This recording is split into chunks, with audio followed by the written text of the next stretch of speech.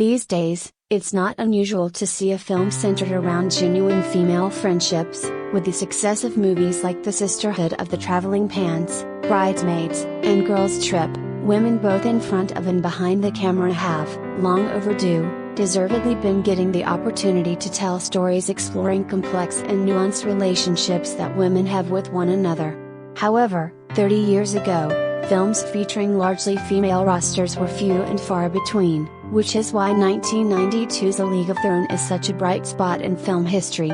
Not only does it allow an ensemble of mostly female characters to shine, it actively shows women standing up for one another, not threatened by each other's presence, and avoids long tired tropes of cattiness to deliver a funny and heartwarming look at one of American history's more interesting bon mots, the formation of the All-American Girls Professional Baseball League.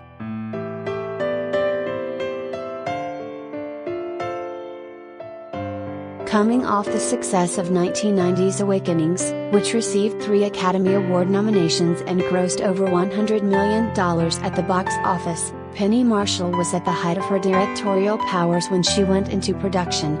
Assembling an all-star cast including Geena Davis, Dottie Hinson, Tom Hanks, Jimmy Dugan, and Madonna, Mae Mortebito, Marshall set out to tell a largely fictionalized version of the League's founding in the 1940s, when men were drafted to serve in World War II and women were left to play ball. The story follows Davis, Dottie, and kid sister Kit Hinson, Lori Petty, as they're recruited to try out for the League. Eventually, they're drafted to play for the Rockford Peaches alongside 14 other women, managed by Hank's alcoholic former baseball star. We follow the team and its members through the season as they qualify for the playoffs and eventually the World Series, losing in a heartbreak to chief rivals the Racine Bells in Game 7 after Kit, previously traded to Racine, scores the winning run by plowing Dottie over at the plate.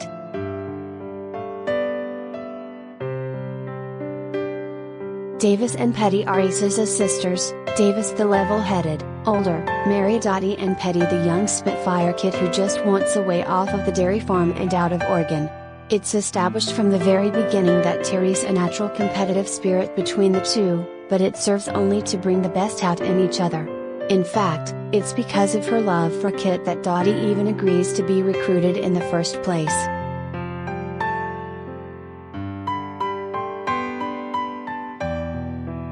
We get our first taste of just how much this group of women has one another's backs when we meet Marla Hooch, Megan Kavanaugh, a power hitter who her father says would be playing for the New York Yankees if she'd been born a boy.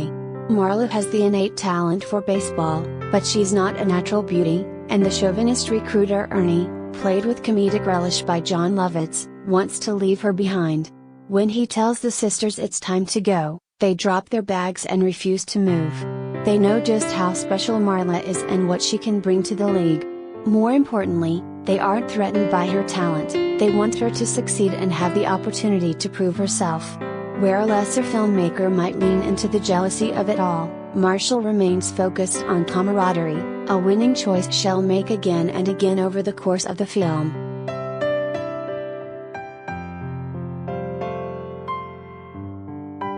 In Chicago during tryouts, the roster begins to fill out, and it's where we first meet Doris Murphy, Rosie O'Donnell, and Madonna's Mae.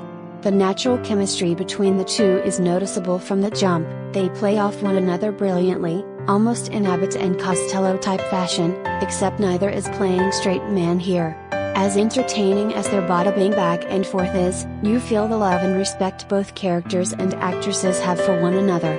Madonna has never been better than she is here. The film is big enough and the ensemble talented enough to contain her larger-than-life star presence and keep critics overeager to rip her to shreds at bay. It's also during tryouts that we meet Ann Cusack's Shirley Baker, an illiterate woman who can't read the final rosters to determine if she's made the cut.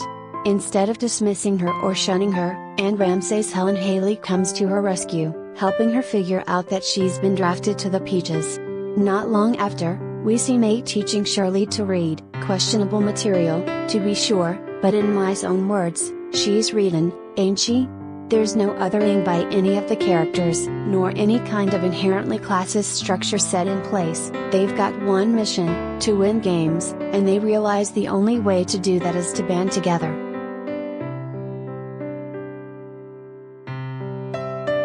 It's this instinct and bond of sisterhood that serves them well following their introduction to Dugan. After he drunkenly stumbles into the locker room to relieve himself before retreating with nary a word, the Peaches know they're going to have to step up and manage themselves. This is perhaps the underlying and strongest message of the film: women unquestionably succeed and are at their best when they take their own agency. We see it minutes later when pitcher Ellen Sue, Freddie Simpson, nails a heckler with a fastball, when Betty Spaghetti Horn, Tracy Reiner, and Kit inspire Doris to move on from her abusive, good-for-nothing boyfriend back in New York, when Marla marries the man she fell for during a night out and leaves for the season. There's no bitterness or backstabbing among the team, only unquestionable support, never more heart-wrenching than when Reiner's Betty receives word that her husband George has been killed in action.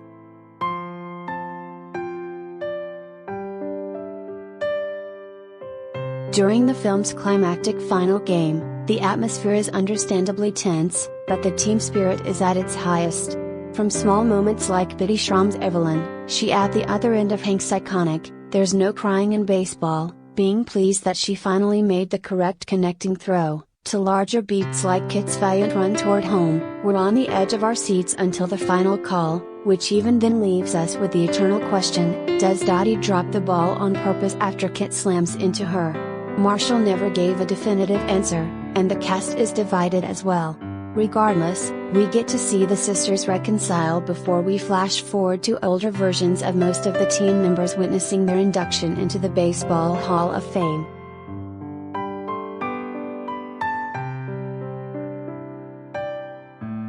Following the Peaches throughout the majority of the film, of course we want them to be the victors. However, the fact that the league succeeded at all is what matters most. In reality, the Oddball would last from 1943 to 1954 and serve as a blueprint for future professional women's sports leagues like the WNBA. The film's enduring popularity led Amazon to commission a television adaptation premiering in August, featuring Abby Jacobson as co-creator and star. One thing we'll see in the series that the film lacked? Stories representing women of color. Shantae Adams, Roberta Galindrez, and Bernie Sola Ikumalo each play leading characters.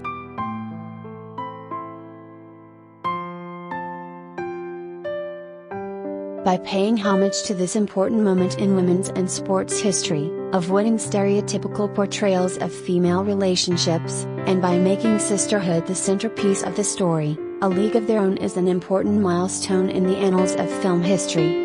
Marshall proved that studio films directed by and starring women could make bank, though disappointing numbers of female directors and ensembles were subsequently given similar opportunities. Still, its legacy is intact as one of the tentpole films in female-driven storytelling during the ever-evolving landscape of 90s cinema. Batter up, hear that call indeed.